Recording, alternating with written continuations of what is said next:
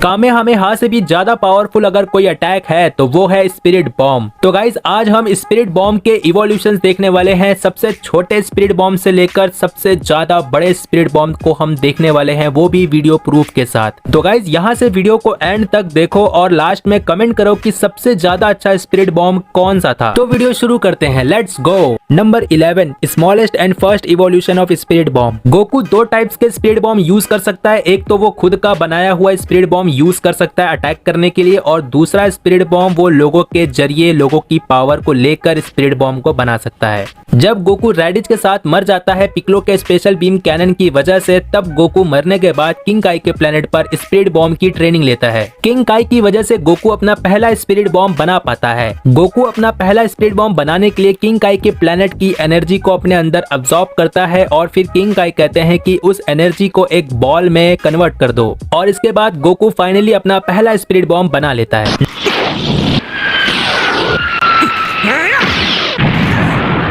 Number 10, second evolution of spirit bomb. ये वाला spirit bomb बनाता गोकू है, लेकिन इस स्पिरिट बॉम्ब का यूज क्रिलन करता है। ये वाले स्पिरिट बॉम्ब को बनाने के लिए भी बिल्कुल सेम प्रोसेस था। गोकू सबसे पहले अर्थ की एनर्जी को अब्सॉर्ब करता है और फिर उसको एक एनर्जी बॉल में कन्वर्ट कर देता है। लेकिन वेजिटा अपने ओजारू फॉर्म में होता है और गोकू को बार बार स्पिरिट बॉम्ब बनाने से रोक देता है। पहली बार रोक देता है तो गोकू फिर से ट्राई करता है, और जब दूसरी बार गोकू स्पिरिट बॉम्ब को बना लेता है तो भी गोकू स्पिरिट बॉम्ब का यूज नहीं कर पाता है। वेजिटा के अटैक कर देने की वजह से गोकू उठ नहीं पाता है, जिसकी वजह से गोकू जिस एनर्जी को अर्थ से लिया होता है वो क्रिलन को ट्रांसफर कर देता है। इसके बाद गोकू क्रिलन से कहता है कि इस एनर्जी को किसी एनर्जी बॉल में कन्वर्ट कर दो। इसके बाद क्रिलन थोड़ी सी मेहनत के बाद अर्थ की एनर्जी को एनर्जी बॉल में कन्वर्ट कर देता है, जिसे हम स्पिरिट बॉम्ब कहते हैं। इसके बाद क्रिलन वेजिटा पर स्पिरिट बॉम्ब से अटैक कर देता है, लेकिन वेजिटा को स्पिरिट बॉम्ब तभी लगती है जब गोहान थोड़ा सा सपोर्ट कर देता है।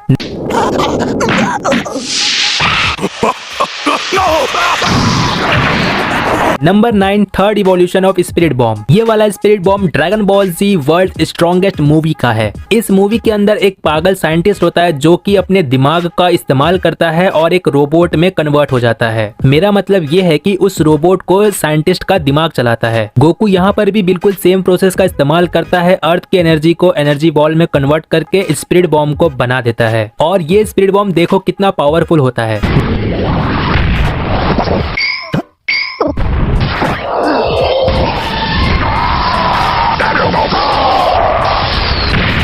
नेक्स्ट है number 8, fourth evolution of spirit bomb. ये वाले स्पिरिट बॉम्ब को गोकू टर्लस के खिलाफ यूज करता है। टर्लस कौन है? अगर तुम गाइज मेरी वीडियोस देखते रहोगे तो तुम्हें पता होगा टर्लस कौन है। Dragon Ball G tree of might movie में टर्लस एक सेयन होता है। वो अपने लिए एक ऐसा अर्थ ढूंढना चाहता था जिसके अंदर उसका एक बड़ा सा पेड़ लगा सके, और वो पेड़ अर्थ की सारी एनर्जी को अब्सॉर्ब कर लेता है, जिसके बाद वो पेड़ एक फल देता है जिसे टर्लस खा के बहुत ज्यादा पावरफुल हो जाता है। लेकिन इसके बाद भी गोकू अर्थ की बची कुची एनर्जी को इकट्ठा करता है और एक स्पिरिट बॉम्ब बनाता है, और इसके बाद टर्लस पर अटैक कर देता है। और इस स्पिरिट बॉम्ब के अटैक की वजह से टर्लस अपने पेड़ के साथ फिनिश हो जाता है, जिसकी वजह से पेड़ की सारी एनर्जी अर्थ पर वापस गिर जाती है और अर्थ वापस से पहले जैसा हरा भरा हो जाता है।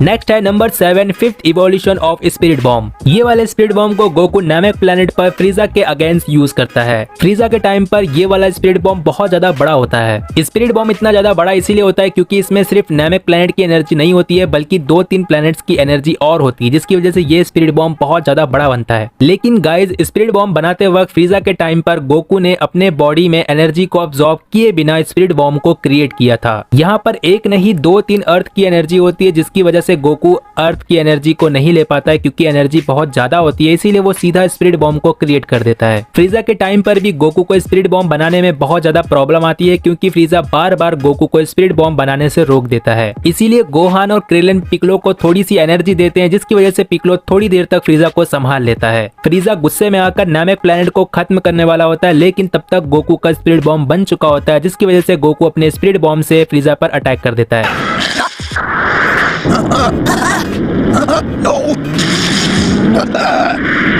No, that's impossible!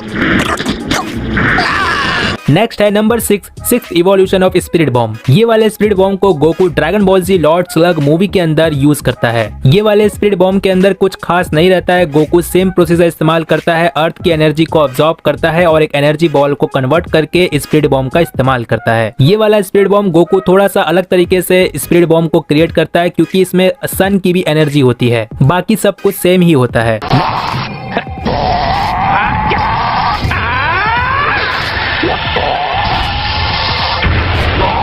नेक्स्ट है number 5 7th evolution of spirit bomb. ये वाला spirit bomb Goku Super Android 13 Dragon Ball Z की मूवी है वहां पर यूज करता है। सुपर एंड्रॉइड 13 बहुत ज्यादा पावरफुल था, उसको एक सुपर सैयन भी नहीं हरा सकता था। यहाँ तक कि वेजिटा और ट्रंक्स भी सुपर सैयन थे, लेकिन तब भी उसे नहीं हरा पाए थे, क्योंकि एंड्रॉइड 13 ने एंड्रॉइड 14 और एंड्रॉइड 15 को अब्सॉर्ब कर लिया था, जिसकी वजह से वो सुपर एंड्रॉइड 13 बन गया था। यहाँ पर सभी लोग सुपर एंड्रॉइड 13 से हार जाते हैं, जिसकी वजह से गोकू अपना स्पिरिट बॉम्ब बनाता है। लेकिन गाइज ये वाला स्पिरिट बॉम्ब मेरा बहुत ज्यादा फेवरेट वाला स्पिरिट बॉम्ब है, क्योंकि इस स्पिरिट बॉम्ब को बनाने के बाद गोकू स्पिरिट बॉम्ब को अपने अंदर अब्सॉर्ब कर लेता है। जैसा कि मैंने कहा था कि सुपर एंड्रॉइड 13 को एक सुपर सैयन कभी नहीं हरा सकता है, जिसकी वजह से गोकू सुपर सैयन बनकर स्पिरिट बॉम्ब को अब्सॉर्ब कर लेता है। जिसके बाद गोकू सुपर सैयन 1 में ही इतना ज्यादा पावरफुल होता है कि इस मूवी के हिसाब से इस सुपर सैयन ट्रांसफॉर्मेशन को कहते हैं beyond the super Saiyan. Beyond the super Saiyan Goku के पास देख सकते हो कितना ज्यादा गुस्सा है, और वो अपने एक ही पंच से सुपर एंड्रॉइड 13 को हमेशा के लिए डिफीट कर देता है।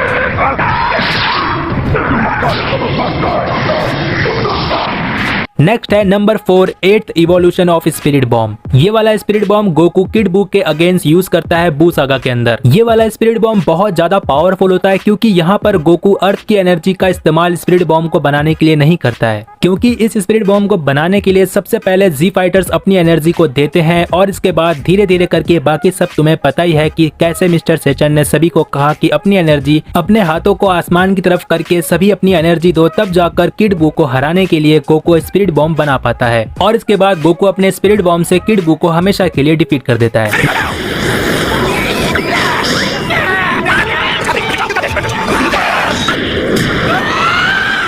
नेक्स्ट है number 3 9th evolution of spirit bomb. Goku का ये वाला स्पिरिट बॉम्ब बू सागा वाले स्पिरिट बॉम्ब से भी ज्यादा पावरफुल होता है। तो सबसे पहले तो ये है ड्रैगन बॉल जीटी, जहाँ पर ओमेगा शेंड्रॉन विलेन होता है, उसको हराने के लिए किड गोकू अपना स्पिरिट बॉम्ब बनाता है। गोकू का ये वाला स्पिरिट बॉम्ब बू सागा वाले स्पिरिट बॉम्ब से इसीलिए ज्यादा पावरफुल होता है, क्योंकि यहाँ पर गोकू स्पिरिट बॉम्ब बनाने के लिए गोकू सबसे पहले अर्थ की एनर्जी लेता है, और फिर अर्थ पे रहने वाले लोगों की भी एनर्जी को लेता है। लेकिन ओमेगा शेंड्रॉन को हराने के लिए इतनी एनर्जी काफी नहीं थी, इसीलिए गोकू टेलीपैथी का इस्तेमाल करके किंग काई से बात करता है, जिसकी वजह से और किंग काई की वजह से नामेक प्लेनेट पे रहने वाले लोग और बाकी कुछ और भी प्लेनेट थे, वहाँ के भी जो रहने वाले लोग थे वो भी अपनी एनर्जी स्पिरिट बॉम्ब को बनाने के लिए देते हैं। और इसके बाद हमें सबसे बड़ा स्पिरिट बॉम्ब देखने को मिलता है। इतना बड़ा सा स्पिरिट बॉम्ब देखने के बाद ओमेगा शेंड्रॉन गोकू पर अपना अटैक करता है, लेकिन गोकू को इसीलिए कुछ नहीं होता है, क्योंकि इतना बड़ा स्पिरिट बॉम्ब की वजह से गोकू को भी स्पिरिट बॉम्ब से थोड़ी बहुत एनर्जी मिल रही थी। इसके बाद गोकू अपने स्पिरिट बॉम्ब से ओमेगा शेंड्रॉन को हमेशा के लिए डिफीट कर देता है।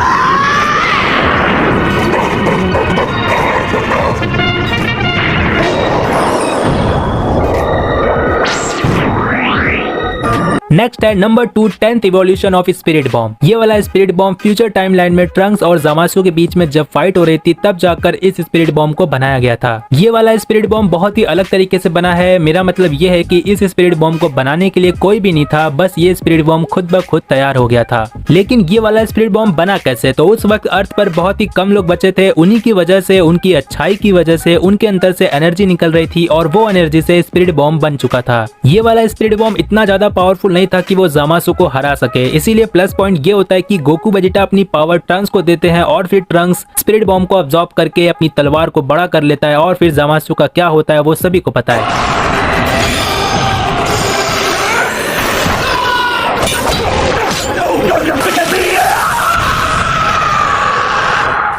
नेक्स्ट है number 1 11th evolution of spirit bomb. ये वाला स्पिरिट बॉम्ब तो पता ही होगा, टूर्नामेंट ऑफ पावर के टाइम पर जीरन के अगेंस्ट इस स्पिरिट बॉम्ब को बनाया गया था। ये वाला स्पिरिट बॉम्ब तो पता ही होगा, जिसको देखकर सभी गॉड्स हैरान हो गए थे, और यहाँ तक कि इस स्पिरिट बॉम्ब को बनाने के लिए सभी फाइटर्स अपनी एनर्जी को दिए थे, जिसकी वजह से गोकू ने इस स्पिरिट बॉम्ब को बना लिया था। लेकिन गाइस, क्या तुम्हें पता है कि गोकू ने स्पिरिट बॉम्ब का इस्तेमाल करके अल्ट्रा इंस्टेंट को अनलॉक नहीं किया था? बहुत लोग ऐसा कहते हैं कि गोकू ने स्पिरिट बॉम्ब को अब्सॉर्ब करके अल्ट्रा इंस्टिंक्ट को अनलॉक किया, लेकिन ऐसा बिल्कुल नहीं है। विश ने खुद कहा था कि जो स्पिरिट बॉम्ब गोकू के नजदीक आकर फटा था, बस वो एक जरिया था कि गोकू की अंदर की शक्ति बाहर आ जाए। जब स्पिरिट बॉम्ब गोकू के सामने आकर फटा तो स्पिरिट बॉम्ब की शक्ति गोकू के अंदर चली गई, जिसकी वजह से स्पिरिट बॉम्ब की शक्ति और गोकू की अपनी खुद की छिपी हुई शक्ति आपस में टकरा गई थी। जिसका मतलब ये है कि स्पिरिट बॉम्ब की शक्ति गोकू के अंदर की शक्ति को जगा दिया था, जिसकी वजह से गोकू की अंदर की शक्ति बाहर आई थी, और इसी शक्ति को हम कहते हैं ऑटोनमस अल्ट्रा इंस्टिंक्ट।